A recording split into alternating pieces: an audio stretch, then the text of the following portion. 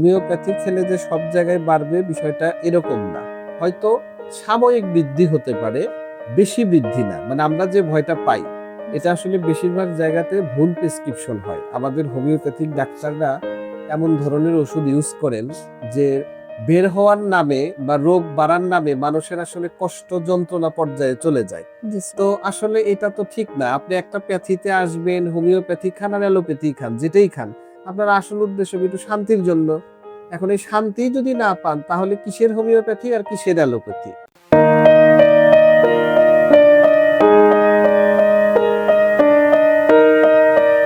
কতদিন থেকে আপনি এই দাউদে ভুগছেন? মিনিমাম তো 6 মাস হবে। 6 মাস হয়ে গেছে। মানে শীতের মধ্যে থেকে আসে। শীতের মধ্যে থেকে আর কি। এর মধ্যে কি আপনি শুধু অ্যালোপ্যাথি খেয়েছেন? এলোপ্যাথি। আচ্ছা, তাতে অনেক ধরনের ওষুধ খেয়েছেন। মোটামুটি আমি যা দেখলাম যে আপনার মোটামুটি সব ধরনের কোনাজল যা গ্রুপের ওষুধ আছে সব কোনাজল টাইপের ওষুধ আপনি খেয়ে ফেলছেন আর কি, এবং অনেক দামি দামি ওষুধ আপনি খাইছেন আর কি, তাই না? এবং যে সমস্ত ডাক্তার ছাড়দেরকে দেখিয়েছেন সব বড় বড় ডাক্তার, বড় বড় অনেক ডাক্তার। বড় বড় ডাক্তার, এবং খাচ্ছেন। এই ওষুধটা ছাড়া আচ্ছা আচ্ছা, এটা হচ্ছে কালকে দিছি। কালকে দিচ্ছে। তো মোটামুটি মলম ওষুধ খাওয়ার উপরেই আছেন, কিন্তু কোনোভাবেই কমতেছে না আর কি, তাই না? আরো আস্তে আস্তে ছড়িয়ে যাচ্ছে, বেড়ে যাচ্ছে, এবং খুব কষ্ট হচ্ছে আর কি। আপনার কি মানে চুলকানি শুরু হইলে এত চুলকায়, আচ্ছা মনে হয় যেন মানে চুলকাইতে চুলকাইতে মানে একটু পরে ঘামের মতো একটু বের হয়, আচ্ছা জলে। তারপরে মলমটা দিলে বা হ্যান্ড স্যানিটাইজার দিয়ে আবার একটু পরিষ্কার করে মলমটা লাগাই। বা কয়েকদিন যাবত 8-10 দিন যাবত আমি নিম পাতা, হলুদ, ফিটকেরি প্লাস নারকেল তেল এটা দিয়েও মানে জ্বালা পোড়া করে না স্কিনে? হ্যাঁ, জ্বালা পোড়া করে। তখন এগুলা তো মানে এগুলি দিলে মানে এই এই মিশ্রণটা যখন দেই তখনও জ্বলে। আবার হ্যান্ড স্যানিটাইজারটা দিয়ে যখন মানে করি, মুছি বা আরে পরিষ্কার করি। এগুলা তো আপনার দাউদ হয়ে গেছে, মানে ফাঙ্গাল ইনফেকশন হয়ে আপনার স্কিনটা হচ্ছে ধরুন কেটে গেলে যেরকম হয়, হ্যাঁ সিলায়ে হ্যাঁ গেলে যেরকম হয়, হ্যাঁ চামড়া সুলাইলে যেমন হয়, হ্যাঁ এরকম হয়ে গেছে। এগুলার মধ্যে যদি আপনি স্যানিটাইজেশন বা আপনি ফিটকারি এগুলা যদি দেন তাহলে তো জীবন বের হয়ে যাবে আপনার। আমি মনে করি যে জ্বলুক, কিন্তু আমার এটা ভালো হবে। এভাবে তো আরো স্কিনটা ইনফ্লামেশন হচ্ছে, আরো প্রদাহ হচ্ছে, জ্বালা পোড়া ইরিটেশন যে হচ্ছে, তাতে আপনার এগুলো আরো বাড়তেছে, এবং আপনি যে এত ওষুধ পানি খেয়েছেন তাতে কিন্তু আস্তে আস্তে আরো বেড়ে যাচ্ছে রোগগুলা, আস্তে আস্তে ছড়িয়ে যাচ্ছে এক জায়গায় থেকে, এখন পুরো শরীরের দিকে ছড়িয়ে যাচ্ছে, তাই না? জি স্যার।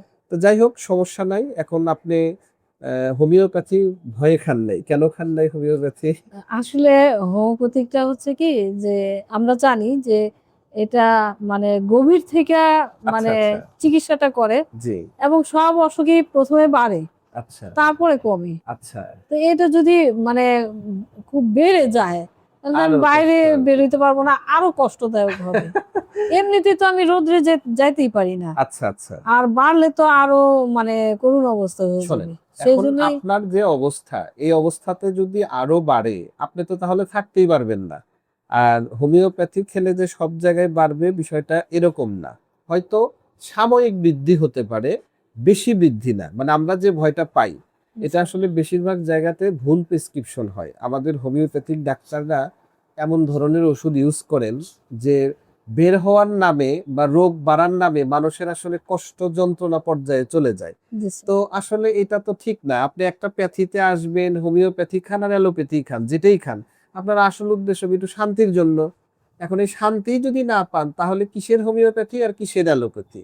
তো এখন আপনার অ্যালোপ্যাথিতে মোটামুটি যা দেখলাম সবচাইতে ভালো ভালো ডাক্তারের কাছে গিয়েছেন আপনি, এবং সবাই খুবই স্পেশালিস্ট এবং সবাই প্রফেসর লেভেলের ডাক্তার দেখলাম।